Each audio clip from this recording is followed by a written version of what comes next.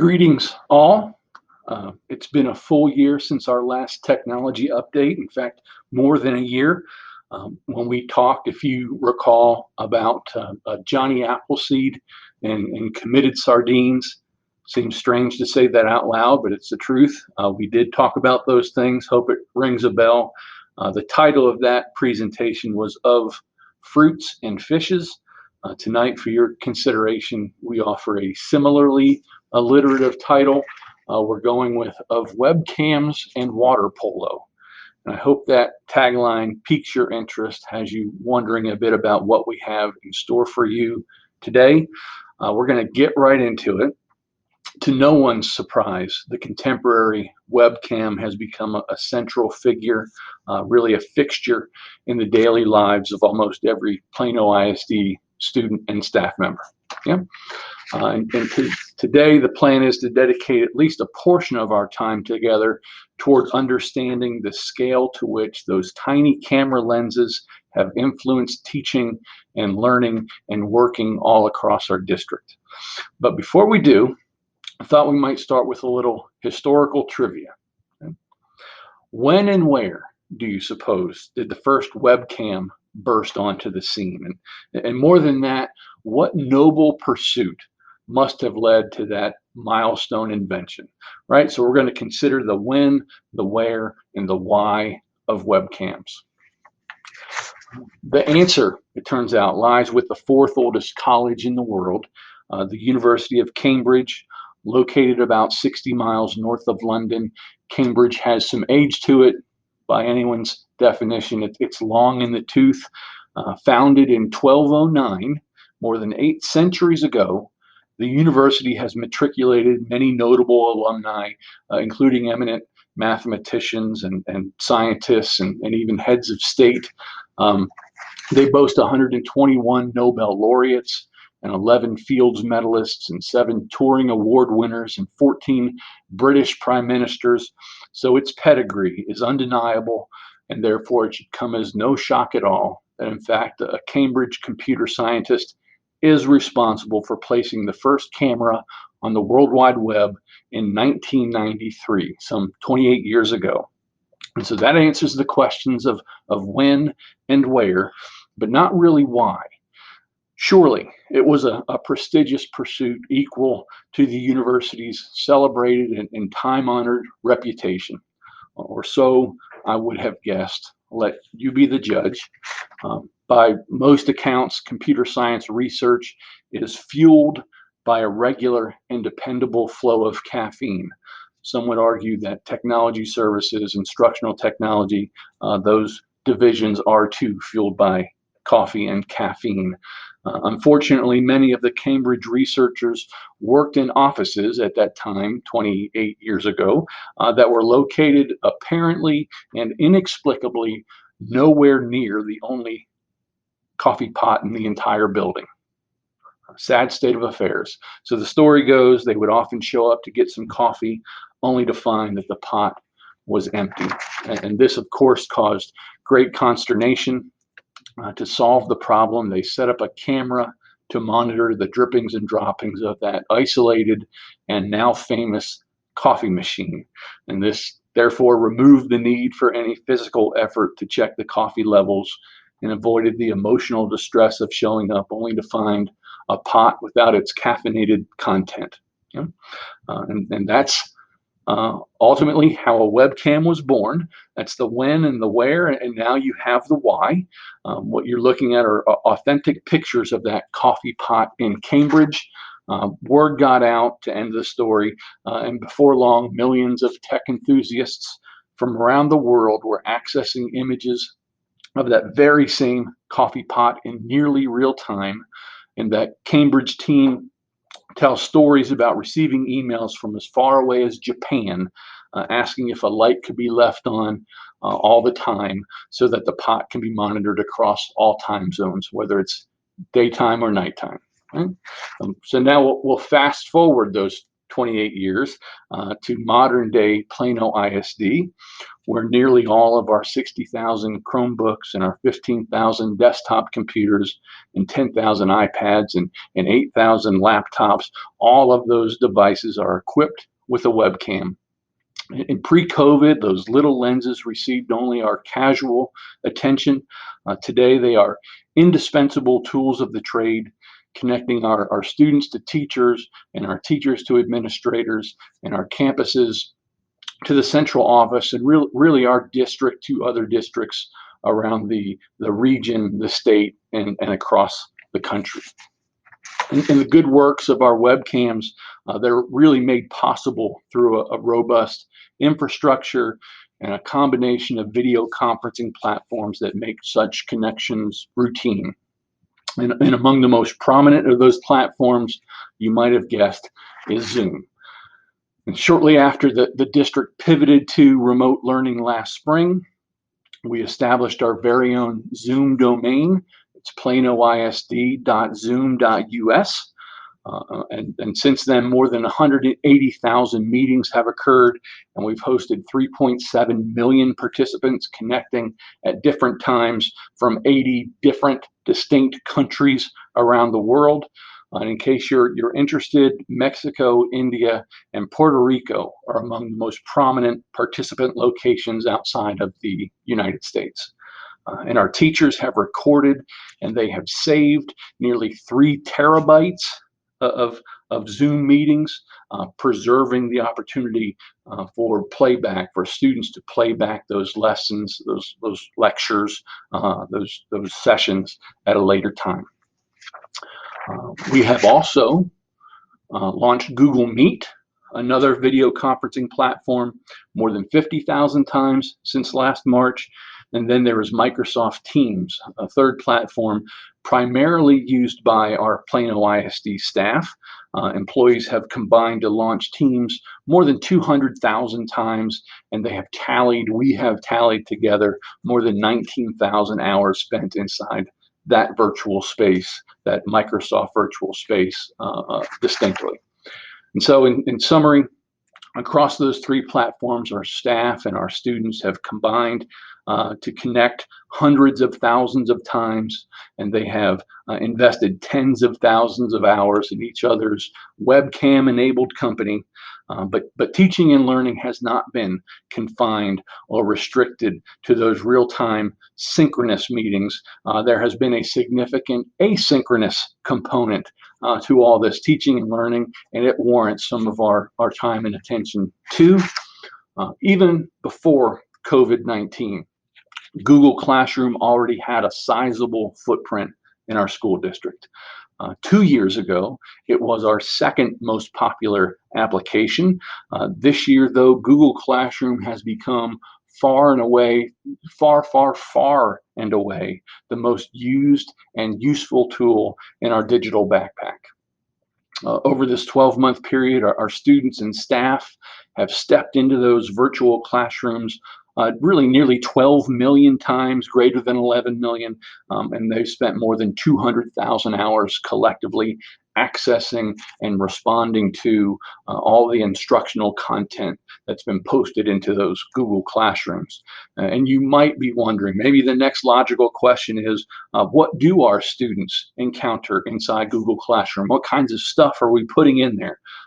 It's a little bit of everything, frankly. There are interactive lessons, and there are links to virtual manipulatives and reference material, but sort of underpinning it all is lots and lots and lots of teacher-created videos. And a very popular tool useful for movie making and lecture capture is a web-based editor named WeVideo. In fact, our teachers have created and or uploaded more than 9 terabytes of video in Plano ISD's WeVideo cloud. 9 terabytes. How big is a terabyte? It's said that a single terabyte can hold 6.5, say that again, 6.5 million document pages. That's the equivalent of 1,300 physical filing cabinets of paper. That's just one. A single terabyte can hold 500 hours of high definition video. Effectively, we've filled 9 of those containers, probably closer to 10 of those containers, with between 4,500 and 5,000 hours of video content. And here are just a few examples. Hello, friends. We are going to work on making a shape monster. This is a craft, and you should have these papers from school to make your shape monster. You should have some sort of shape on paper. I have a rectangle. You might have a rectangle, a square, a circle, or a triangle. Math time. It's time for math. Oh yeah. Hey everybody. So this video is going to be about bisectors, angle bisectors. And so before you watch this video, you need to have read pages 45 through 48 and then completed numbers 1.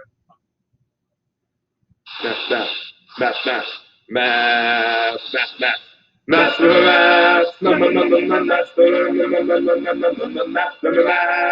Get out your book, sharpen your pencil.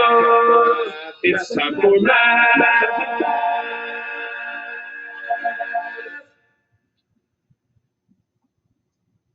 Hello there, everybody. So today we're going to be taking a look at central and inscribed angles.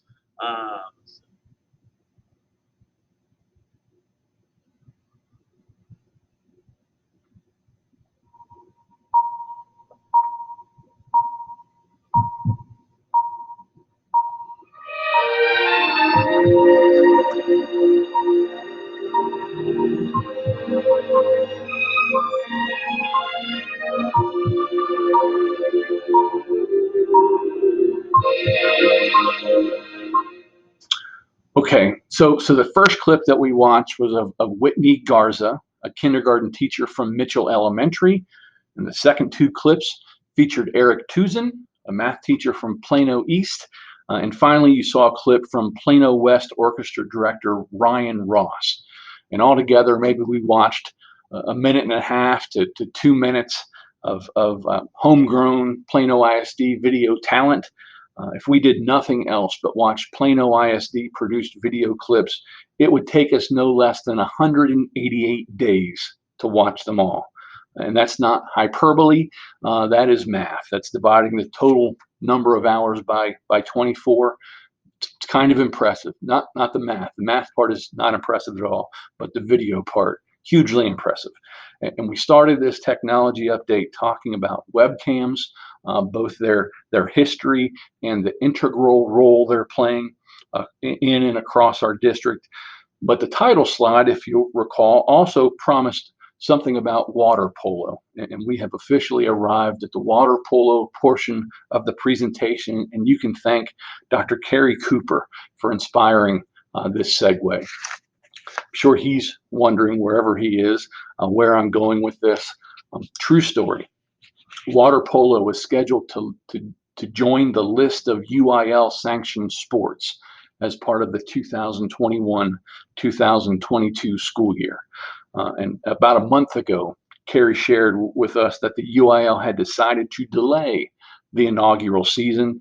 They reasoned that districts were already struggling to complete the competitions of currently sanctioned sports, so introducing a new one wouldn't be prudent at this time, at this juncture. So Dr. Cooper's very brief announcement triggered a memory for me. It was a reminder of an allegorical story I heard close to or even more than 10 years ago. It was as part of a keynote address by a guy named Dr. David Wiley.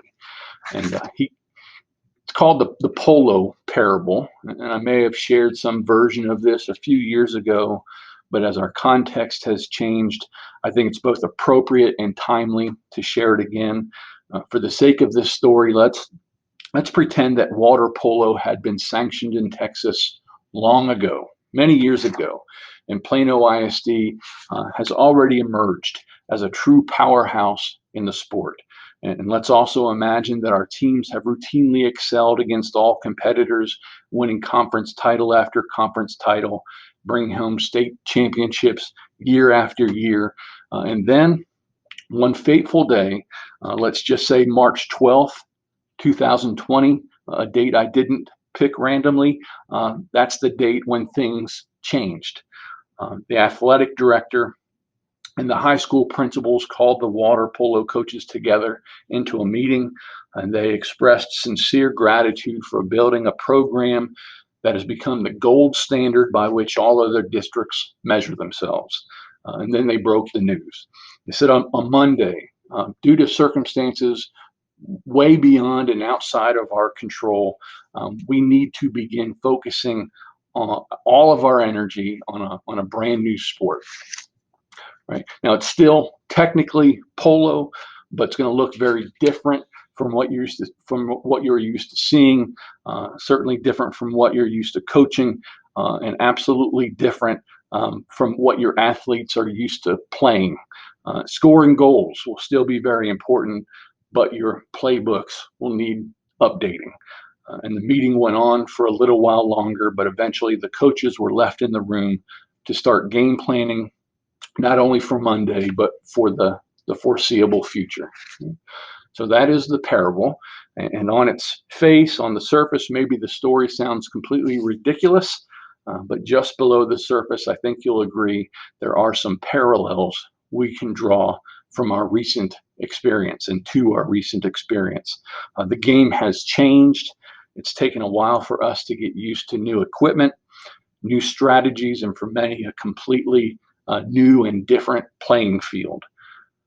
Through it all, we have aimed to be responsive to the technology needs of our teachers and of our students as they learn to negotiate and navigate what is still an unfamiliar arena.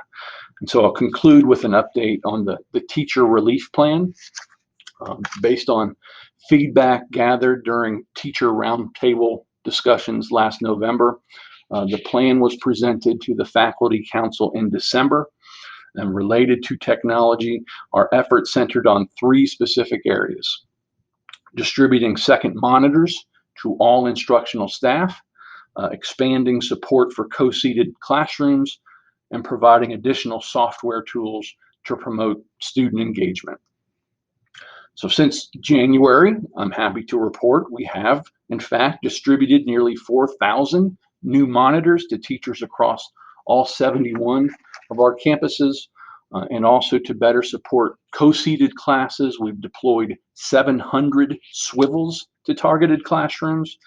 These robotic camera operators allow teachers to move freely throughout the classroom without ever disappearing from the video frame that's being broadcast back to students at home.